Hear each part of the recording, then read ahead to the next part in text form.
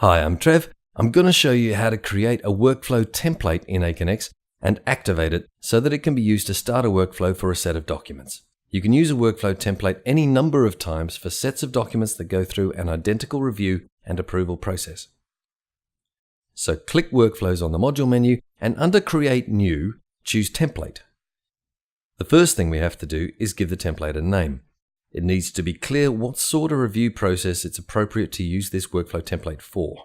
The workflow note appears in the workflow transmittal and on the document review page and is where you enter any instructions for reviewers in workflows based on this template. Next, you need to choose how the final outcome of the workflow is decided. It can be either the outcome set by the final reviewer in the workflow or the lowest outcome set by any reviewer. So if the document is rejected at any step, it's rejected as the final workflow outcome. For now, we'll accept the default for this template. When someone uses this template to start a workflow, we can control what changes, if any, they can make to the workflow. We might let the initiator change how long a step can take, or whether they can choose to skip a step in the workflow. Again, for now, we'll just accept the default values.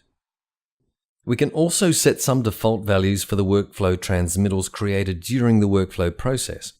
We can set the step completion rules for each step in the workflow individually, but to save time, we can set the defaults for the steps in our workflow and then just edit those steps that we need to. Again, we'll accept the default values. Our last option here is to add people that we want to be CC'd on the final transmittal in the workflow. Now we get to the fun part of actually creating our workflow process. We just need to drag and drop blank steps into our workflow. Workflow steps can be sequential like we have here, or in parallel like so. Let's add one more step at the end. Now we need to specify the details of each step. So we click this arrow icon and enter the step name, something meaningful so other people know what this step is for. Then we'll add the person who will complete this step. We can add multiple participants if required, or a distribution group.